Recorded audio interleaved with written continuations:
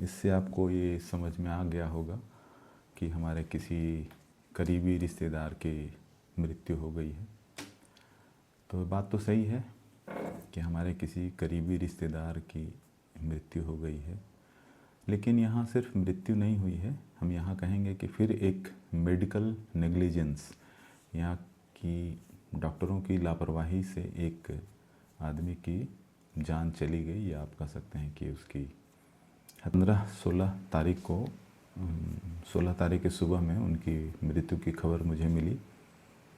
दुख देने वाला घटना था, लेकिन जब मैं उस कार्यक्रम में शरीक होने के लिए वहाँ गया और जब मैं जांच पड़ताल किया, कुछ कागज़ पत्तर वगैरह, मेडिकल वगैरह जांच वगैरह देखा और डॉक्टर का ओपिनियन देखा, जब एक हॉस्पिटल में ट्रीटमेंट हुआ, वहाँ से फिर दूसरे हॉस्पिटल्स में, जब पीएमसीएच, बिहार की घटना है, पीएमसीएच में जब डॉक्टरों ने जांच किया, जांच के दौरान उन्होंने जो अपना फाइंडिंग्स पाया, तो उसमें उन्होंने बताया कि मेडिकल में कुछ तकनीकी गड़बड़ी डॉक्टरों ने की है, जिसके कारण से इस तरह का घटना घट गया है। अब मामला है पूरा क्या? मामला ये है कि एक महिला करीब 65 साल या 66-67 साल की वो हैं, तो वो पैर अचानक फिसल गया, तो उनका जो कुल्हा होता है, कुल्हा में हल्का सा फ्रैक्चर हो गया, तो चलने में दिक्कत हो रही थी। तो लोग उनको डॉक्टर के पास ले गए, तो डॉक्टर ने एक्सरे वगैरह किया, तो उसमें पता चला कि वो टूटा हुआ है। तो डॉक्टरों का कहना था कि इसका इलाज ऑपरेशन ही है, ऑपरेशन कर करके इसमें जो कहा जाता है कि स्टील का पाइप डाल देंगे, तो उससे फिर ये 3 से 4 महीना में फिर वो नॉर्मल चलने लगेंगे। तो आपको पता ही होगा कि सरकारी अस्पताल में किसी काम में विलम्ब ज़्यादा होता है। उसके पीछे का कारण मोटे तौर पे ही समझ में आता है कि गरीबों की संख्या ज़्यादा है, तो वो प्राइवेट हॉस्पिटल को अफोर्ड नहीं कर पाते हैं, तो वो ऐसी स्थिति में सरकारी अस्पताल में ही जाना पसंद करते हैं, क्योंकि एक तो पैसे की किल्लत, अब समय लगे जितना उससे कोई मतलब नहीं है। तो हमने भी जब बातचीत किया अपने रिश्तेदार से कि आप पीएमसीएच या एम्स या आईजीआईएमएस में क्यों नहीं आप लोग जा रहे हैं, तो उन्होंने कहा कि वहाँ पे समय काफ़ी लगता है, तो इस कारण से हम वहाँ पर प्रेफर नहीं कर रहे हैं। और जिस डॉक्टर के पास हम लोग आए हैं, तो उनके बारे में कुछ लोग बताए हैं कि ऑर्थो के अच्छे डॉक्टर हैं, सो ये इलाज अच्छा से हो जाएगा और यहाँ 1 सप्ताह में मतलब हम लोग घर चले जाएंगे।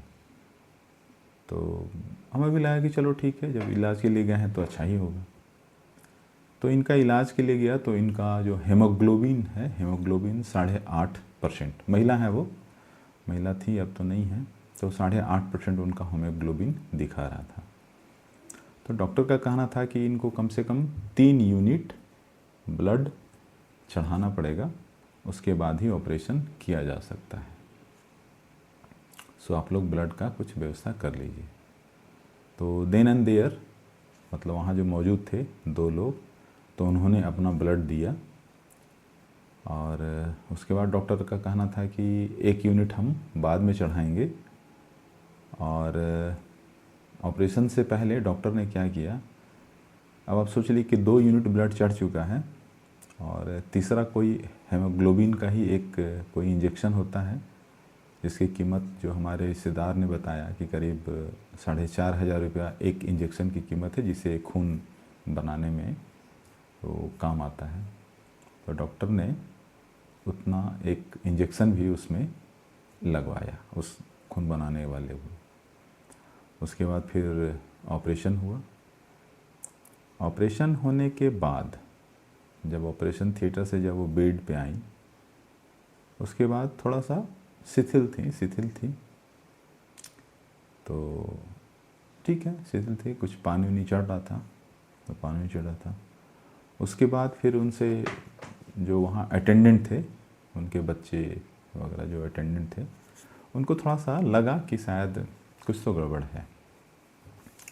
उसके 2-2.5 घंटे के बाद फिर 1 यूनिट ब्लड जो है, ऑपरेशन के ठीक 2-2.5 घंटे के बाद फिर 1 यूनिट ब्लड जो है, ठीक है, वो चढ़ा दिया गया, चढ़ाने के लिए लगा दिया गया। रात भर में अपना चढ़ा वो ब्लड। तो इन लोग को कुछ शक हुआ, तो वहाँ डॉक्टर तो मौजूद नहीं थे, लेकिन कंपाउंडर वगैरह जो था, तो कंपाउंडर को बोला कि देखिए ना, ये तो बड़ा सुस्त दिख रही हैं, कुछ बोल भी नहीं रही हैं। ठीक है, तो कंपाउंडर था, अरे नहीं कुछ नहीं, अभी तो ऑपरेशन होकर के आया, थकी होंगी इसीलिए सो रही हैं। और आ कर करके उनका हाथ में कस के, जिसको बोलते हैं ना कि इस तरह से चमड़ा दबाना, चुट्टी काटना, ठीक है, तो उस तरह का की। तो नेचुरली कि किसी को दर्द होगा तो हाथ खींचेगा ही, तो वो हाथ खींची, तो अरे देखिए सब तो ठीक है। लेकिन इस तरह से वो रात बीतता चला गया, लेकिन मूवमेंट, पेशेंट में कोई मूवमेंट उस तरह का, नॉर्मल मूवमेंट जो होता है वो उस तरह का नहीं दिख रहा था। अब दूसरे दिन फिर इन लोगों को चिंता हुआ, ठीक है, तो डॉक्टर वगैरह सब पूछने लगे। डॉक्टर वगैरह से जो अटेंडेंट वगैरह थे, बातचीत करने के लिए गए, तो डॉक्टर तो जल्दी मिले नहीं, क्योंकि वहाँ पे वो परमानेंट रहते ही नहीं हैं। तो ये नर्सिंग होम का बात है। तो फिर डॉक्टर से किसी तरह से कांटेक्ट हुआ। ये कांटेक्ट होते होते लेट हो गया मतलब 3-4 बज गया शाम, नेक्स्ट डे। तो डॉक्टर बोले कि देखिए इनका स्थिति ठीक नहीं है, सो इनको आईसीयू में शिफ्ट करना पड़ेगा, सो आप लोग यहाँ से अब ले जा सकते हैं। तो इन लोगों को थोड़ा सा शक हुआ, जो अटेंडेंट थे उन लोगों को शक हुआ कि आप इस तरह का ऑपरेशन किए, कि एक इंजेक्शन भी दिए, इंजेक्शन के बाद जो है ना इस तरह का घटना घट गया, अब ये कुछ स्थिति ठीक नहीं इनका लग रहा, और आप बोले हैं जाने, थोड़ा हुआ। लेकिन फिर भी लोग संयमित होकर करके सोचे कि पहले जान बचाया जाए। उसके बाद इनको आनन फानन में उठा करके पटना में एक निजी अस्पताल से उठा करके इनको एम्स पटना में ले जाया गया। आप समझ सकते हैं, ट्रैफिक भी है तो आने जाने में भी समय लगा। एम्स में जो प्राइमरी, जो इमरजेंसी में डॉक्टरों ने देखने के बाद बोला कि से यहाँ पे आईसीयू नहीं है हमारे पास, सो आप इनको पीएमसीएच ले जाइए। फिर वहाँ से वो लोग किसी तरह से पीएमसीएच लेकर के आए। पीएमसीएच में डॉक्टर ने कहा कि से इनका एक्चुअली सीटी स्कैन करना पड़ेगा, लेकिन अभी जिस स्थिति में है उस स्थिति में बड़ा मुश्किल है, तो ऑक्सीजन वगैरह दे करके और इनको भी रखना पड़ेगा। और वेंटिलेटर वहाँ भी नहीं था, मतलब खाली नहीं था, और वेंटिलेटर तो हॉस्पिटल में था ही, लेकिन खाली नहीं था, सब पे लगे हुए थे। इनको ऑक्सीजन पे रखा गया। और डॉक्टरों ने वहाँ प्राइमरी जब सारा रिपोर्ट वगैरह देखा, तो उसमें बोला कि से ऐसा लगता है कि इनको ब्लड एक्सेस चढ़ा दिया गया है, जो या तो हार्ट वगैरह में शॉक कर गया है, जिस कारण से ये स्थिति हो गई है। और इस ड्यूरेशन आप समझिए कि करीब 24 घंटा हो रहा था, उस ड्यूरेशन पेशेंट का मूवमेंट नहीं के बराबर था। तो पीएमसीएच के भी डॉक्टर्स जो चेक किए, देखे, वो बताए कि से मुश्किल तो लग रहा है इनका लाइफ, लेकिन फिर भी आशा करते हैं कि यदि सुबह तक यदि कुछ होश उसमें आ जाते हैं तो एमआरआई से ही क्लियर हो पाएगा कि आखिर एग्जैक्ट समस्या क्या था जिस कारण से इनका हुआ। क्योंकि हड्डी का ऑपरेशन और इस तरह से पूरा पेशेंट को डिटोरिएट करे, मतलब इस तरह का हो जाना, एग्जैक्ट फाइंडिंग्स के लिए वो बोले कि स्कैन करना पड़ेगा, सीटी स्कैन, उसके बाद ही कुछ क्लियर हो पाएगा। तो लेकिन वो हो नहीं पाया। 15 तारीख को ये लोग शाम में करीब 6-7 बजे के आसपास पीएमसीएच में शिफ्ट किए, और हमें तो सुबह में खबर करीब 3:30 बजे के आसपास आ गया। 1:30-2 बजे के आसपास उनका डेथ हो चुका था। उसके बाद फिर हमको खबर आया, तो हम भी अचानक रह गए कि भाई चलने फिरने वाला आदमी, सब तरह से स्वस्थ, उसके बाद अचानक इस तरह का क्या हो गया। तो एग्जैक्ट तो रिपोर्ट देखने से ही लगता है कि ब्लड का एक्सेस चढ़ा देना, यदि 2 यूनिट ब्लड चढ़ाया गया था प्राइमरी में, उसके बाद जो इंजेक्शन दिया गया, इंजेक्शन से जो ब्लड बनाने के लिए, हेमोग्लोबिन बढ़ाने के लिए किया गया, वो एक्सेस हो गया। उसके ऑपरेशन के जस्ट बाद वो ब्लड चढ़ाया गया। और जो वहाँ पर जो थे लोग, जो पेशेंट के साथ अटेंडेंट थे, उनका कहना था कि जो स्टिचिंग हुआ था, जो कांटा मतलब टाँका जो लगाया जाता है ऑपरेशन के बाद, वो भी इस तरह से लगा हुआ था, बड़ा टाँका लगा हुआ था, जैसे आदमी पोस्टमार्टम के बाद कैसे लगा देता है, तो उस तरह का स्टिचिंग किया हुआ था। और बेड पर जो थे ना, उनका ब्लड भी काफ़ी रिस रहा था। तो ये सब देख करके या समझ करके किसी को भी समझ में आ जाएगा कि किस तरह की अव्यवस्था, और जिसको प्योर रूप में कहा जा सकता है कि मेडिकल नेग्लिजेंस, केवल पैसे बनाने का, और उस हॉस्पिटल ने करीब करीब 50-60 हज़ार रुपया भी इस काम के लिए या उससे अधिक ही लिया है। लेकिन जब आप देही के नाम पे जब आया कि भाई पेशेंट की तबीयत ख़राब हो रही है, तो वो अपना पल्ला झाड़ कर करके वो रेफ़र कर दिया कि आप भाई इस हॉस्पिटल में चल जाइए, उस हॉस्पिटल में चल जाइए। यहाँ पर सोचने वाली क्या बात है? सोचने वाली बात ये है कि आदमी का जो रिश्तेदार जब इस तरह के क्रिटिकल कंडीशन में हो जाता है, तो उसका पहला मकसद होता है कि हम किसी भी तरह से अपने पेशेंट को बचाएं। तो वो उस पर जानकारी लेने के बजाय कि डॉक्टर ने क्या गलती किया, क्या नहीं गलती किया, वो प्राइमरी उसका फोकस होता है कि हमको पेशेंट को किस तरह से बचाना है, बाद में देखेंगे कि जो होता है होता है।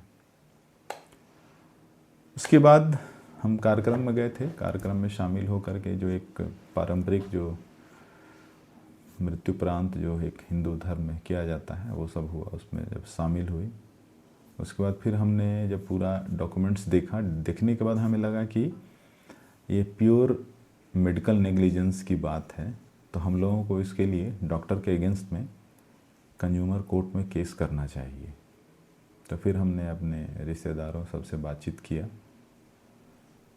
तो सबका कहना था कि कोर्ट कचहरी क्या करेंगे, ये मरने वाले तो मर गए। जो एक नॉर्मल फैमिली का जो सोच होता है, ठीक है, कि डॉक्टर लोग बड़ा आदमी होता है और उन लोग से कैसे हम लोग जीतेंगे हारेंगे, मतलब आप समझ सकते हैं कि जो व्यवहारिक बात है, कोई भी एक नॉर्मल आदमी जो सोचता है उसी तरह का वहाँ से हमको ओपिनियन आया। हमने समझाने का प्रयास किया है कि अभी नहीं, आराम से सोच लीजिए, उसके बाद फिर हम लोग इस पर डिस्कस करेंगे और कोशिश करेंगे कि हम लोग कंज्यूमर कोर्ट में जा कर के डॉक्टर को कटघरे में खड़ा करें कि भाई आपने इस तरह का नेग्लिजेंट किया है, ताकि उससे सबक लेकर के, यदि हमारा पेशेंट का डेथ हो चुका है तो उससे सबक लेकर के नेक्स्ट आने वाले समय में किसी और के साथ इस तरह का घटना न घटे। तो इसलिए हमने अपना समझाने का प्रयास किया है। अब देखिए उनके बाद जिस तरह का आएगा उसके बाद फिर हम आगे की कार्रवाई करेंगे। लेकिन एक बात तो यहाँ मैं कहना चाहता हूँ कि आज के डेट में जो हम लोग कहते हैं ना कि डॉक्टर भगवान का दूसरा रूप होता है, ये दूसरा रूप नहीं है। आप अब डॉक्टर को उस तरह से नहीं समझ सकते हैं कि भगवान का दूसरा रूप है। और मैं यहाँ एक बात और भी जोड़ देता हूँ कि 100% डॉक्टर्स पे ये लागू नहीं होता है, तब डॉक्टर्स पे ये लागू होता है कि वो अब डॉक्टर जो भगवान के सेकंड अवतार के रूप में नहीं है। क्योंकि अधिकतर डॉक्टर जो हैं, पूरा नहीं है लेकिन अधिकतर डॉक्टर जो है ना, उनका मेन मोटो जो है वो मेन मोटो है पैसा कमाना। एक पेशेंट किसी हॉस्पिटल में या नर्सिंग होम में जाता है तो उसका मेन उद्देश्य होता है कि ये मेरा कस्टमर है, इसको कैसे जल्दी से जल्दी हम इसको लूट लें, जितना जल्दी हो सके इसका मीटर बढ़ा कर करके हम इसको लूट लें, अपना पैसा बना लें, बाकी पेशेंट जो है सो जाता देखा जाए।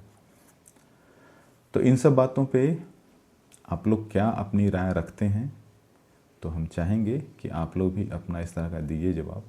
और यदि किसी के साथ इस तरह का मेडिकल नेग्लिजेंस का घटना घटी है तो हमारे साथ ज़रूर शेयर कीजिए, शायद मैं उसमें कुछ आप लोगों का मदद कर सकता हूँ। धन्यवाद।